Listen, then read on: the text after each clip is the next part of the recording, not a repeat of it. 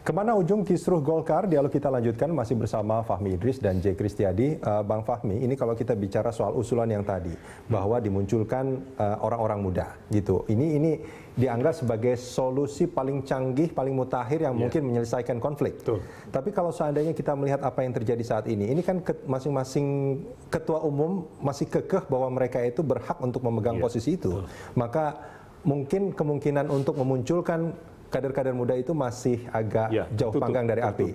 Nah, ada usulan sebetulnya yang lama sekali dimunculkan bahwa dilakukan munas konsolidasi atau munas gabungan yang mungkin juga di persidangan sempat disampaikan oleh Pak Akbar.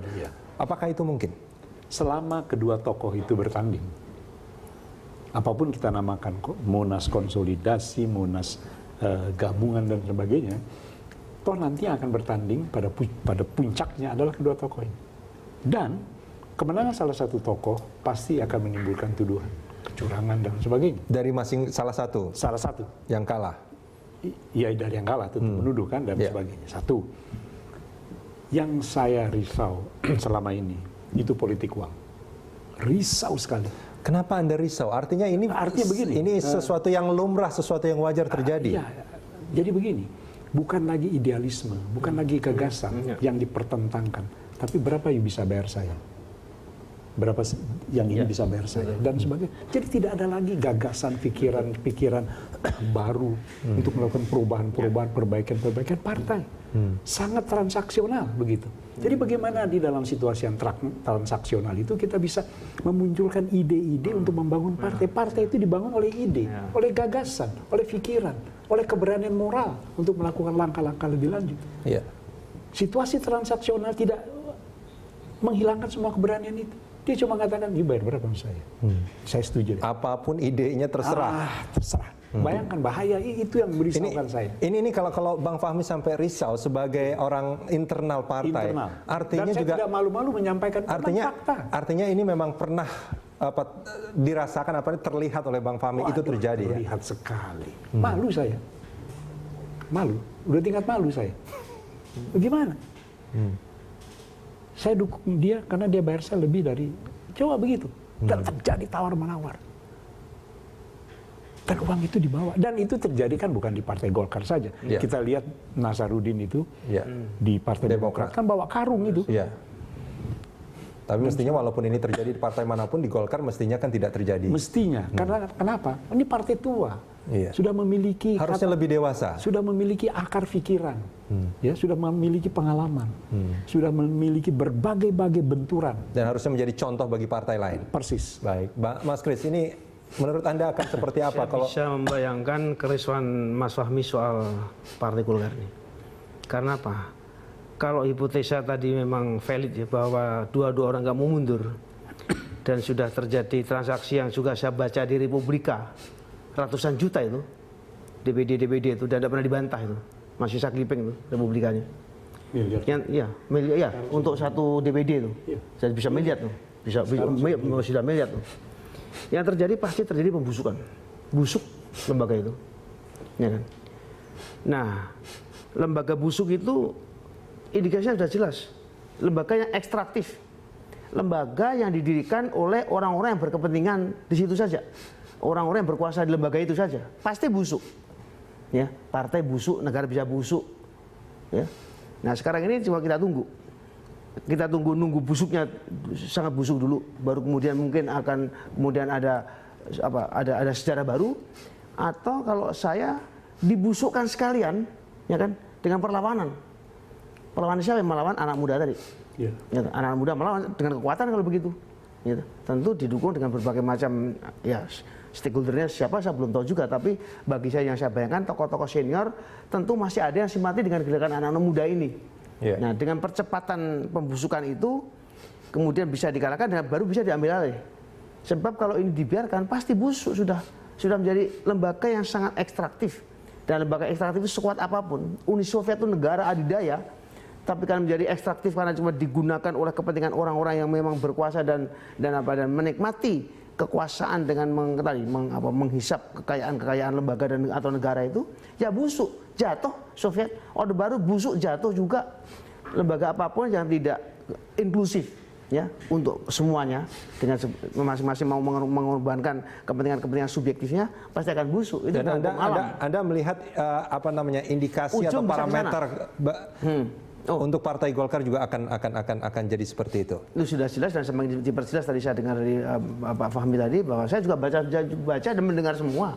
Di media juga sudah secara terbuka dikatakan seperti itu, tidak cuma di Golkar saja. Yeah. Tapi sekarang kasus Golkar ini bagi saya lebih penting karena apa? Karena lembaga inilah yang institusinya sudah mapan. Tapi institusi mapan ini kemudian ketumpangan oleh self interest yang luar biasa. Yang orang juga menjadi ketua umum itu tidak memikirkan partai tapi memikirkan bagaimana menjadi presiden dan segala macam. Itulah yang kemudian membuat lembaga ini tadi tidak menjadi lembaga yang inklusif tapi lembaga ekstraktif, dan itu pasti menuju ke pembusukan lembaga ini kalau boleh saya simpulkan artinya ini dengan keadaan yang sekarang ini orang-orang yang masuk ke dalam partai politik, kita bicara Golkar saat ini, itu bukan orang yang akan berjuang tentang ideologi, tapi karyawan yang cari pekerjaan sebetulnya jadinya seperti itu. Karena itu tadi terus terang aja, kalau sisi lain yang bisa dirumuskan lain, apa yang dikatakan Pak Fahmi tadi, peranan kapital sudah luar biasa. Kapital itu memegang uang para kapitalis, betul-betul sudah melakukan penetrasi ke segala macam institusi termasuk lembaga politik yang sangat berbahaya sekali. Karena tadi tidak dimulai dengan niat untuk berjuang, tapi dimulai dengan niat bagaimana self interest mereka bisa dipenuhi melalui lembaga yang namanya partai politik. Itu mengerikan. Bang Fahmi, apakah memang seperti itu Bang Fahmi? Artinya kondisi di Golkar saat ini memang banyak sekali kader-kader yang ya mungkin dalam tanda kutipnya itu menjadi karyawan, artinya mencari uang dengan masuk ke dalam partai politik, bukan? Jadi mereka bahkan menyatakan di dalam beberapa survei mereka mau menjadi anggota dewan karena itu adalah pekerjaan. Seperti dia mau melamar di satu perusahaan dan sebagainya. Jadi tujuan masuk partai adalah menjadi anggota dewan dan mencari uang. Anggota parlemen itu bukan mencari uang, pekerjaan. Seperti dia bekerja. Di mana saja parlemen itu adalah lembaga untuk memperjuangkan kepentingan rakyat, menampung aspirasi, merumuskan aspirasi dan memperjuangkannya. Untuk itulah dia dipilih oleh rakyat. Kamu harus memperjuangkan kepentingan kita. Kita tidak mampu. Kamu punya kemampuan. Jadi lembaga itu adalah lembaga perjuangan dari masing-masing partai untuk mensejahterakan masyarakatnya, untuk memperjuangkan kepentingan rakyatnya dan sebagainya. Dan itu yang harusnya menjadi utama, menjadi prioritas bagi apa yang mereka lakukan. Bukan kepentingan mereka sendiri, bukan pekerjaan mereka sendiri. Parliamentarian itu adalah kedudukan terhormat. Betul. Para pejuang yang ada di sana, begitu. Bukan para pencari pekerjaan atau mencari, katakanlah mencari uang. Kalau mencari pekerjaan pasti mencari uang, Bang Fahmi. Iya, itu mah. Saya cuma tidak enak aja mengatakan itu. Makanya sebetulnya kalau anggota DPR itu tidak digaji, uang kehormatan namanya. Tidak pantas dia digaji. Kok digaji malu? Tidak, uang kehormatan.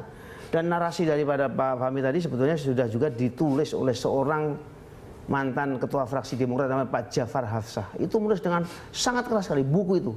Saya kira ada 200 halaman tuh. Menguliti semua hal-hal yang sangat mengecewakan mengenai performan daripada anggota-anggota DPR, teman-teman sendiri. Itu sebetulnya sesuatu yang baik karena ada refleksi ya.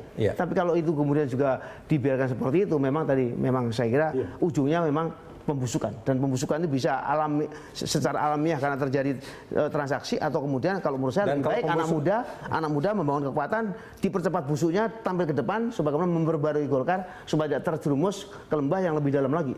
Tapi ini juga kalau kita bicara soal pembusukan, soal terkontaminasi, Mas Kris, dan juga ini bisa dikonfirmasi oleh Bang Fahmi. Anak-anak muda di parlemen yang dari partai-partai politik, termasuk juga dari Golkar tentunya, yang dulu adalah juga pejuang-pejuang reformasi gitu. Itu juga yang sudah banyak yang terkontaminasi sebetulnya. Tapi kan sebetulnya itu sudah ada ilmunya. Bagaimana supaya politik uang ini tidak terlalu dominan, cuma 2 syaratnya. Bagaimana kemudian masyarakat ada kekuatan juga mendesak mereka bikin aturan yang transparan dan bisa dipertanggungjawabkan mengenai sumber-sumber daya partai, sumber-sumber daya tokoh-tokoh partai untuk mengongkosi partai, bagaimana kiprah politiknya, itu sudah ada semua. Tinggal sekarang kan niat. Sebab begini, orang yang ada di dalam suatu wilayah yang sangat nikmat, jangan diharapkan niatnya muncul dari diri sendiri, tidak ada.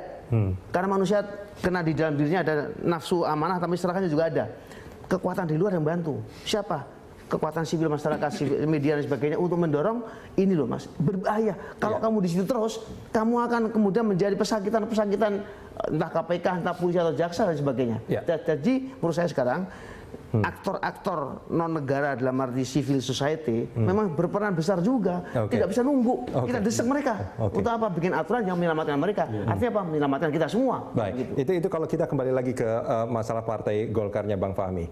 Kalau seandainya bolehlah kita berandai-andai, Agung Laksono dengan Abu Rizal Bakri bertemu, saling bersalaman, berpelukan seandainya dan menyatakan diri mundur dari posisi ketua umum. Oh, ideal sekali situasi itu. Akan seperti idealnya adalah pertama seperti saya katakan tadi, Golkar sejak zaman dahulu hingga sekarang salah satu program yang tidak pernah berubah adalah kaderisasi. Artinya berhasil tidaknya program itu akan ditentukan oleh anak-anak muda. Anak-anak muda lah yang selama ini berprestasi dengan baik dan sebagainya. Dan kalau keduanya mundur, anak-anak muda itu ada di lapangan. Ada, saya menyaksikan. Dan anak-anak muda itulah yang bertanding. Bang Fahmi, kalau Anda mengatakan bahwa ini indah sekali, apakah itu juga yang diharapkan oleh banyak orang di internal Golkar saat ini? Saya rasa iya, cuma kurang berani menyuarakan. Baik. Ya. Baik. Saya berani karena tidak punya kepentingan apa-apa. Ya. Tentu teman saya, Saudara Agung, atau teman saya, Saudara Budi, marah akan hal ini. Tapi apa boleh buat? Buat saya menyelesaikan masalah partai jauh lebih penting ketimbang saya dipukul, saya dihajar, saya dicerca dan sebagainya. Nggak penting buat saya itu. Nggak penting. Buat saya adalah Golkar harus kembali tumbuh sebagai partai yang mempelopori berbagai perubahan-perubahan. Ini Bang Fahmi ini sangat ideal, artinya punya jiwa besar. Saya harapkan juga di internal Golkar di kedua kubu saat ini juga punya jiwa besar seperti Bang Fahmi ini, Bang. Mereka masih ada lah hati nurani dan ada semacam kebanggaan dan lain sebagainya. Sebab toh mereka sudah mapan semua kehidupan mereka. Jadi kalau mereka sekarang tuh lebih maju lagi, tinggal pengakuan apa? Pengakuan bahwa beliau-beliau adalah orang yang bermartabat. Buktinya bagaimana? Tadi berangkul-rangkul, oke, mari Pak Agung, Pak Ical sama-sama mundur biar anak muda yang maju. Kan begitu. Dan itu saya kira sangat bermartabat. Dan itu juga Mas Kris akan melihat itu sesuatu solusi yang terbaik. Iya, baik. sangat mulia. Baik. Sangat mulia. Mudah-mudahan kita pulang doa supaya mereka mendengar kita dan kemudian istikharah, kemudian mereka mudah-mudahan besok pagi bersalaman, ganti anak muda, kita semua mundur, penasihat kan begitu. Oke, baik Mas Kris dan Bang Fahmi, terima kasih banyak sudah bersama kami di Prime Time Talk. Untuk